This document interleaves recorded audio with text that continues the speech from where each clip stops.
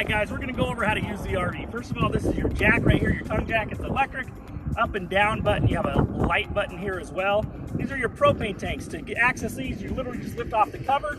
There's a gauge in there that points one way or the other. You want to point it at the tank that you're going to use and then make sure you open that tank, okay? As we come around, just so you're aware, the battery box is located back behind here. There is a battery kill switch right here. You should not need to touch that. That's for like storage, but we do want to show you that. As we come around to, as you notice, the slide out comes out pretty far. Make sure there's no vehicles here, a tree or anything. Anytime you send the slide out, make sure everything's out of the way. And same thing when you close it. Make sure there's no tree branches or anything that could get caught in there.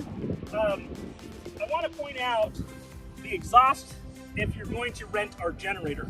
The exhaust for the generator is located right underneath here. One thing we don't want you to do is go to bed at night leaving the generator on and running. There's some exhaust there. You don't want to get into a dangerous position or anything like that. It is sealed, but you don't want air to come in. We don't recommend you run the generator while you're sleeping. As you come around too, you have your tanks right here. There's two gray valves. You'll pull these levers to dump it, and then there's a black valve. We always recommend you do the black one first if you're dumping. You screw it on, it goes into the hose goes into the dump station. You'll pull the black valve. Once you're done with that, you can close it, and then you'll pull each one of these gray valves. One's for the sink area and one's for the bathroom area. Okay? You have your exhaust here for, and what happens with these exhausts, they can get warm. So make sure you don't lay any gear in here. Don't let your kids touch this area and that kind of stuff. For getting hooked up and using power, this is your power connect area. There's a power cord that comes with the RV that you can use.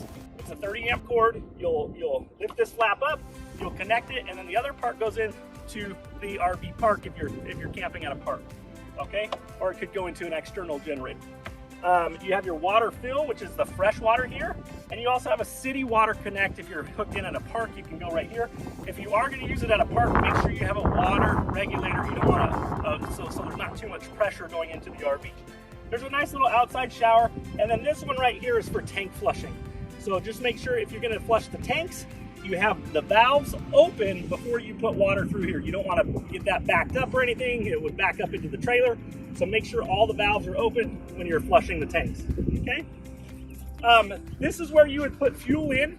If you are going to rent our generator, you can use this. We do not want you to use this for your equipment. This is a rental vehicle. We don't know what anybody else has put in there.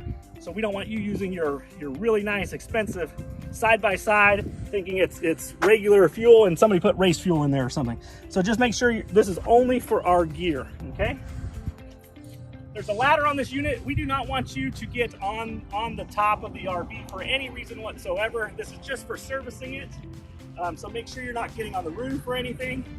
One thing I also want to go over is to access the ramp. You just push it in, flip this up and over, out of the way. You'll do the same thing on the other side, and then this lays flat. Make sure you're putting it on even ground. You don't want to scratch up the bottom of it by putting it on a rocky area or something, and you don't want to gun it into the RV and peel out driving in. Just take your time pulling in. Also make sure all the cabinets, you're not like lined up to hit a cabinet or something. The only units we want inside of this are 64-inch or smaller side-by-sides. So if you have the big 72-inch, biggest, baddest guy, that will not fit in here. Please do not try to make it fit, okay? 64 inches, the regular, razors and things like that, those are fine, okay? We have bigger units that'll fit those bigger, wider side-by-sides if that's what you have, okay? All right, as we come around, we're just gonna head over here. There is an awning. It's a large electric awning. Make sure you don't leave this out when it's windy, rainy, or stormy like that or anything. This is just a sunshade.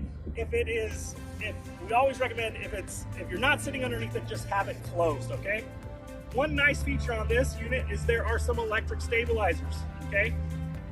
These are just stabilizers. They do not level the trailer or anything, but you just push the buttons here. They'll come down, they'll touch the ground. It does one side at a time, meaning this side will come down and then the other side will come down, okay? So if you put one down and it looks like only one came down, you didn't hold the button long enough. So just continue that until they both go down and touch the ground, okay? Right here, this is kind of nice. It's just an exterior outlet. Remember, generator must be running, or you need to be plugged in for park power to use that. You have your stairs here. You also have a nice grab handle right here for when you're walking in, so you have a sturdy place to grab. When you travel, we recommend you actually close this over the door so the door doesn't pop open on you when you're driving, and always use the deadbolt when you're traveling, okay?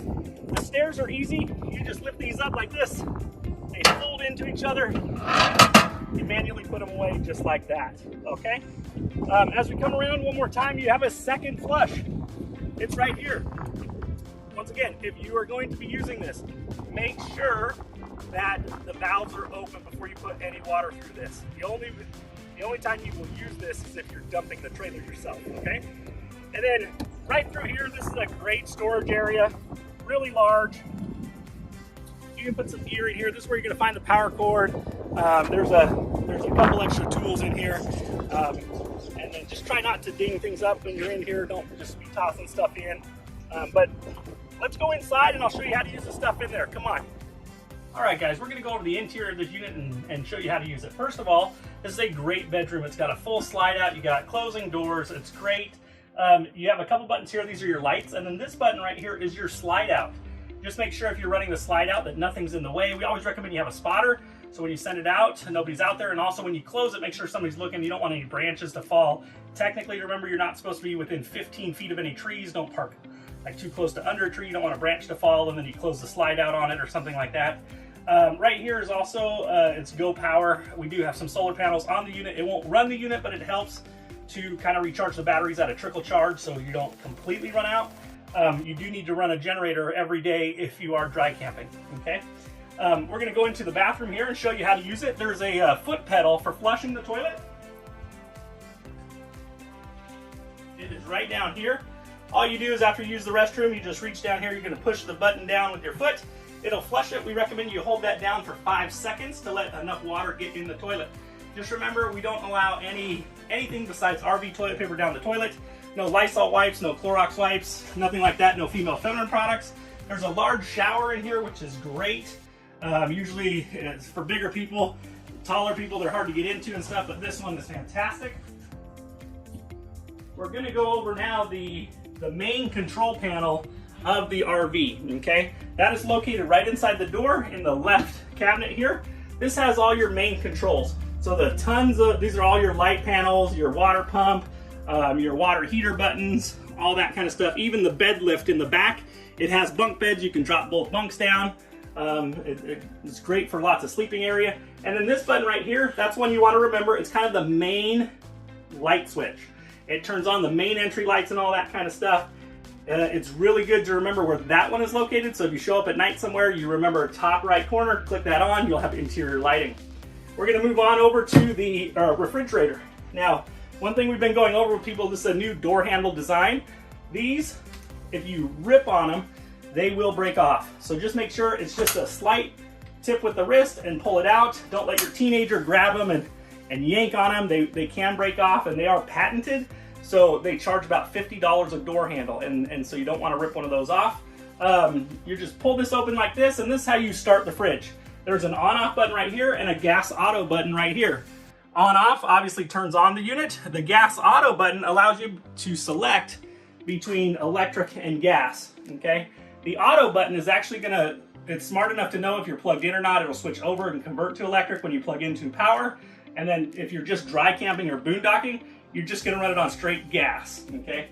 Right there. And to run it on gas, you're gonna leave that out, okay? If you wanna run on auto, the right button needs to be pushed in. Just remember, these take 4 to 6 hours to get cold.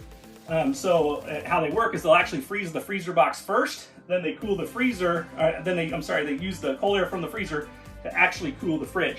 So leave yourself plenty of time, 6 hours or so, to get this completely cold before you put any food in or anything like that.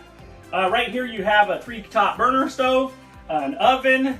We do want you, when you come to pick up the unit, if you are going to use the oven, please ask us how to use it. There is a pilot light that you have to light to use the oven. It's not as easy as the stovetop burners, so we do like to go over that with you if you are going to use the oven. So make sure, if you're going to do that, let us know and we'll go over that with you. You have a microwave, you have the air conditioning unit, And one other thing I forgot to tell you about is right on the corner of the, where the main panel is actually your thermostat. It's on the same cabinet, just to the left side. If you look up there on the wall, you are gonna find it right there. It's just on off. That's your heater, your air conditioner, a fan built in there. But just remember, you need to be running, if you're gonna use the air conditioner or major appliance, you need the generator running to use it. One other thing I wanna go over is, this is kind of, just so, this is a so you know thing. Just like your house, there's a breaker box and a fuse panel. That is located underneath the fridge right here. Hopefully you never need to get in here for anything, but it's good to know where that's at in case you do need to get into it.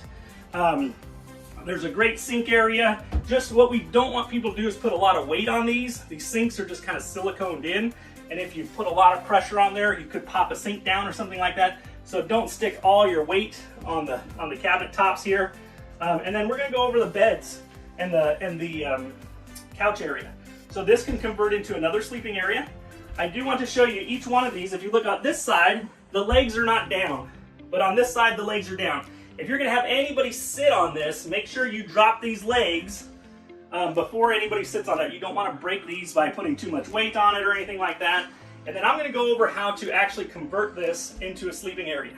It's a little finicky, it's a new kind of style, and you kind of need to know what you're doing to be able to bring these together to make a bed.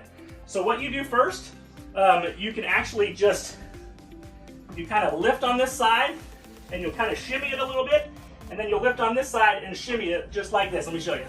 See that? And then on this side, you're gonna do the same thing, comes together, and you're gonna kind of sandwich it in, and using like a V motion, and then it goes down just like that. Now you're gonna do the same thing over here. You can shimmy it in a little bit. And like I said, it's easier if you lift on it, it kind of locks into place. So you might have to wiggle it and use a little bit of muscle to pop it loose. And then you're just gonna get it up just like this, slide it in. And if you come from this side, once again, sorry, I'm kind of doing it backwards, so if I get hung up here, you kind of V it up like this, put it together, makes into a bed. This is also the position you'll have it in if you're gonna pull your toys in. You'll raise this all the way up out of the way, then you can drive your toys in, your quads, or your side-by-side. There are a couple pins in each corner that lock this into place, the top bunk, because these are two bunks. So just make sure, if you are going to use the top bunk, you're gonna raise this guy up all the way first, and then you can pull the pins out, okay? All right, well, I hope you guys enjoyed your little orientation. If you have additional questions when you come to pick it up, please notate those and we'll go over those when you come to get it, okay? We'll see you soon, thanks.